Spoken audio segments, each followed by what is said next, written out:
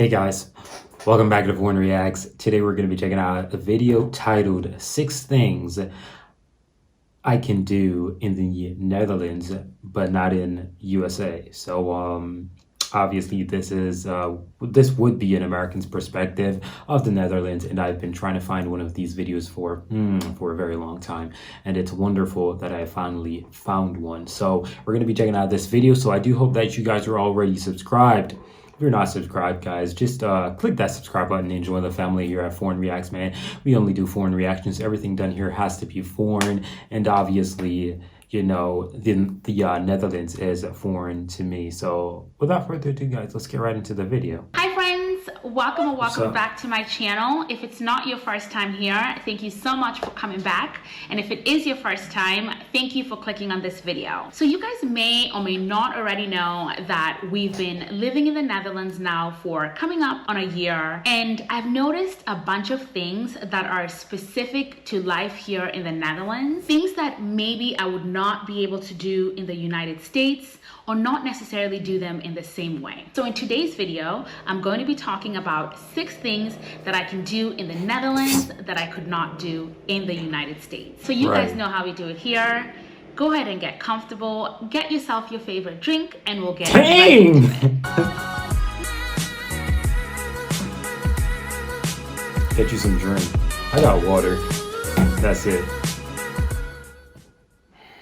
And I'd like to start out by saying that I'm by no means saying that one way of life is inherently better than the other. I'm not here to make any judgments. I'm simply pointing out the differences, and I'll leave it up to you guys to form your own opinions. So without further ado, we'll get right into number 1. I've noticed that you can take your well-behaved dog out to eat with you. So this is definitely one of the first things we noticed when we got here to the Netherlands, because we got here in the summer and we noticed that so many people were out to eat with their dogs, and that was really shocking to us because that's something that you definitely don't see in the United States. Now this was both at outdoor terraces, and even inside, people had their dogs with them. So you'll notice that the dogs will hang out underneath the tables without people even noticing them. And I've even noticed in certain situations where the server will bring the dog a bowl of water. So it's become very normal now to see dogs at restaurants, unlike before where we were kind of surprised to see that dogs were allowed to go into restaurants.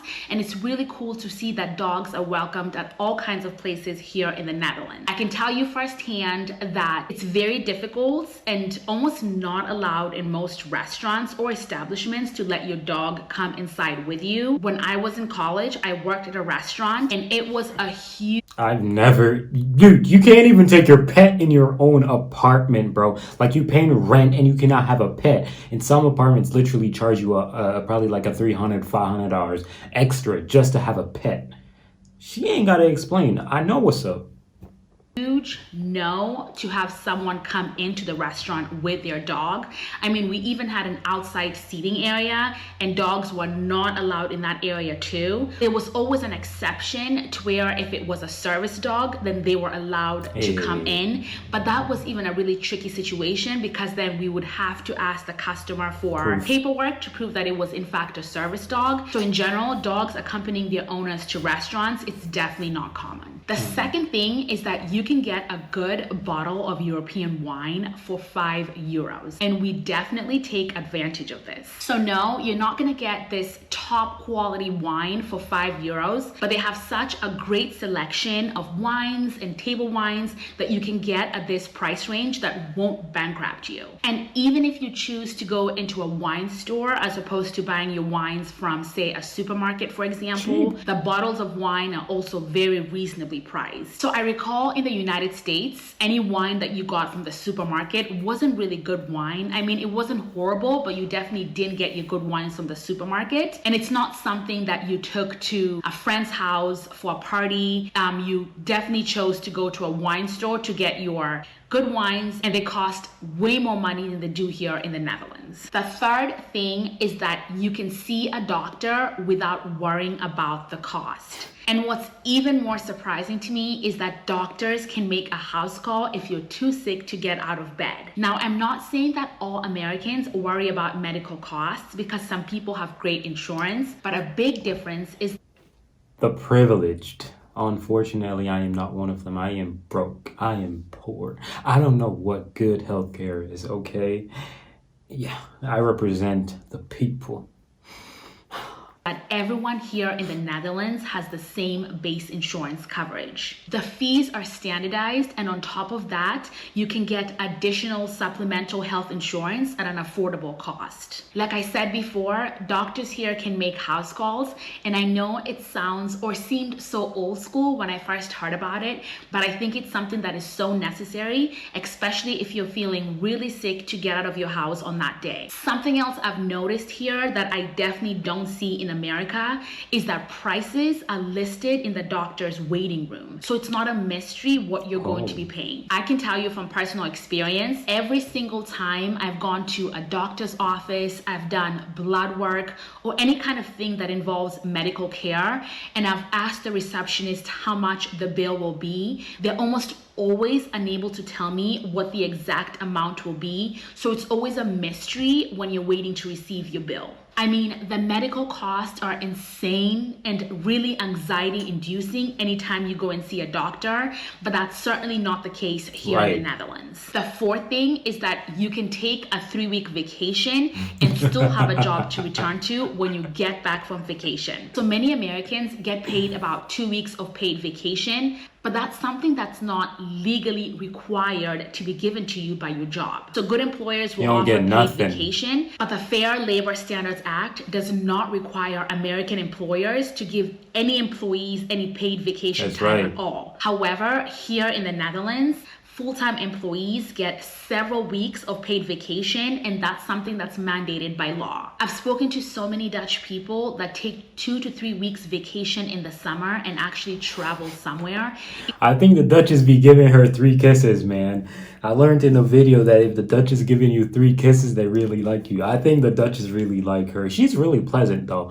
I must give her her credit. I don't really know. Like, I got to start. I've been practicing. I cannot lie to you. I've been practicing to let go of certain words that tie you to the American way of speaking. And I've been listening to her, and she doesn't necessarily speak that way.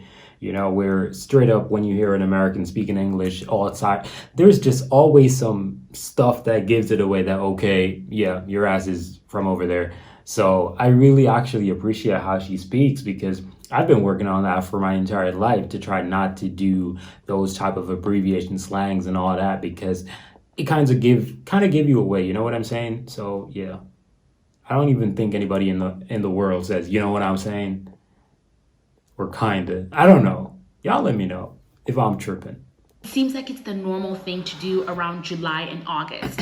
So it's not grounds for termination if you choose to take a long vacation. It's not a sign that you're slacking off at work and you're lazy like it's sometimes perceived in the US when you want to take an extended amount of time off. And it seems like it's just the normal thing here in the Netherlands to take your vacation time and have time with your family, and leisure time and spending time with your family. Traveling is something that's very important to the Dutch. The fifth thing is that you can travel all around Netherlands by train. So Netherlands high-speed trains are operated by NS, which stands for Nederlandse Spoorwegen, and those are the blue and yellow trains that you see all over the Netherlands.